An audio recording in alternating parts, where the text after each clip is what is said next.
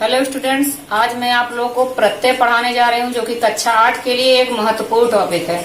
इसके पहले वीडियो में मैं उपसर्ग पढ़ा चुकी हूँ। आज मैं आप लोगों को प्रत्यय पढ़ाऊंगी। चलिए देखते हैं प्रत्यय के विषय में। अब हम देखते हैं प्रत्यय की परिभाषा को। प्रत्यय दो शब्दों से मिलकर बना है, प्रति और अय। प्रति का अर्थ होता है कि निर्माण हुआ, यानी जब प्रति किसी शब्द के, किसी क्रिया के, संज्ञा के, सर्वनाम के साथ जुड़ता है और कुछ नए शब्द का निर्माण करता है, उसे हम प्रत्यय कहते हैं। यहाँ हम देखेंगे कि प्रत्यय का अर्थ होता है साथ में, पर बाद में होता है। साथ तो रहेगा परंतु कहाँ रहेगा वो? बाद में, आगे नहीं आएगा। आगे आएगा तो उपसर्ग हो जाएगा। और अ का अर्थ होता है चलने वाला। इस प्रकार प्रत्यय का अर्थ हुआ कि शब्दों के साथ पर बाद में चलने वाला। साथ तो रहेगा परंतु वो क्या करेगा? बाद में चलेगा या फिर बाद में लगेगा। यानी कोई शब्द है गा, तो गा के बाद में जो शब्द जुड़ेगा, जो शब्दांश जुड़ेगा, जैसे ना, तो गा और ना मिलकर क्या हो जाएगा? गाना। यानी हम इसकी परिभाषा के रूप में कह सकते हैं कि वे शब्दांश जो शब्दों के अंत में जुड़कर उसके अर्थ में परिवर्तन लाते हैं, उन्हें हम प्रत्यय कहते हैं। प्रत्यय वैसे तो कई प्रकार के होते हैं। संस्कृत के प्रत्यय होते हैं, अरबी फारसी के होते हैं, उर्दू के होते हैं, परंतु हमें पढ़ना है हिंदी के प्रत्यय। हिंदी के प्रत्यय प्रमुखतः दो प्रकार के होते हैं, कृत प्रत्यय और तद्धित प्रत्यय। प्रत्यय किसे कहते हैं? वे शब्दांश जो शब्द के अंत में जुड़कर उसके अर्थ में परिवर्तन लाते हैं, उन्हें प्रत्यय कहते हैं। और प्रत्यय दो प्रकार के होते हैं, कृत प्रत्यय और तद्धित प्रत्यय। अब हम जानेंगे कृत प्रत्यय के बारे में। कृत प्रत्यय यानी जो शब्द, जो शब्दांश क्रिया के पीछे जुड़े और उसके अर्थ में परिवर्तन लाते हैं। क्रिया यानी चलना, खाना, दौड़ना, रोना, हंसना, जो हम क्रिया करते हैं। तो क्रिया का जो मूल शब्द होता है, जैसे क्रिया का मूल शब्द है गा, और गा के पीछे हम ना प्रत्यय लगा देंगे तो हो जाएगा गाना। तो क्रिया के मूल रूप के जो पीछे जुड़ता है उसे हम कृत प्रत्यय कहते हैं। और दूसरा होता है तद्धित प्रत्यय। तद्धित प्रत्यय जो होता है यह संज्ञा, सर्वनाम, विशेषण, क्रिया विशेषण, इनके पीछे जुड़ता है। यहाँ जैसा कि लिखा हुआ है कि कृत प्रत्यय दो प्रकार के होते हैं, विकारी और अविकारी। विकारी और अविकारी के बारे में हम लोग जानते हैं। विकारी वे शब्द जिन पर क्रिया, लिंग, वचन, कारक आदि का प्रभाव पड़ता है, वे विकारी होते हैं। और जिन पर इनका कोई प्रभाव नहीं होता है, वे क्या होते हैं? अविकारी होते हैं। इसी प्रकार से तद्धित प्रत्यय। तद्धित यानी किसी के सुंदरता, गुण, दोष, बुराई के बारे में जब बताया जाता है। संज्ञा है, लड़का है, लड़का में ई प्रत्यय लगा के अगर लड़की बनाया जा रहा है, इस तरह के जो शब्द आते हैं वे तद्धित प्रत्यय कहलाते हैं। जैसा कि हम यहाँ देखेंगे कि संज्ञा की रचना करने वाले जो होते हैं वो कृत प्रत्यय कहलाते हैं।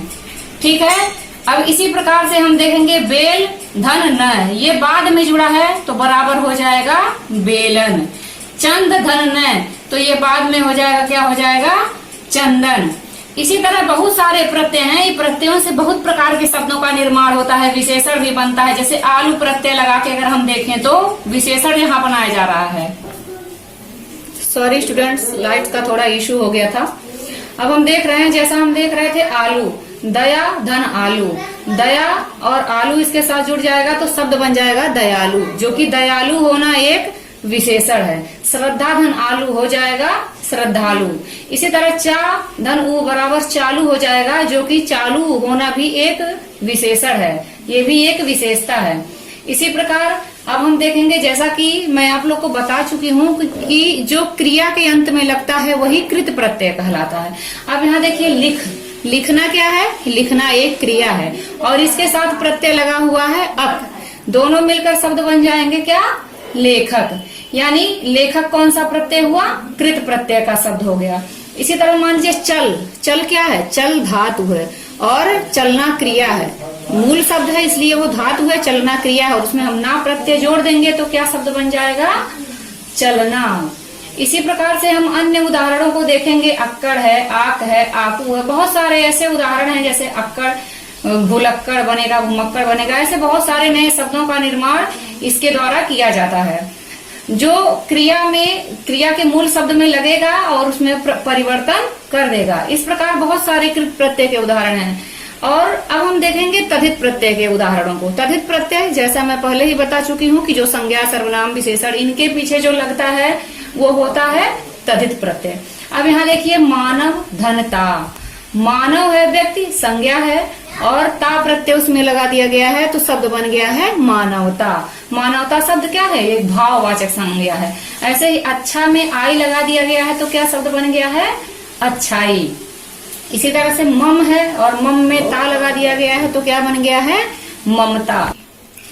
अब है यहाँ अपना, और अपना में हम पन प्रत्यय जोड़ेंगे तो शब्द बनेगा अपनत्व। यहाँ भी है, ये दो तरीके से बनता है। यहाँ है अपना में पन जोड़ा गया है तो अपनापन बनेगा, और यहाँ अपना में पन जोड़ा गया है तो अपनत्व बना है। ये भी दो तरीके से बनता है। यहाँ मम में ता जोड़ा गया है, ममता बना है, और मम में ता जोड़ के ममत्व भी बना दिया जाएगा।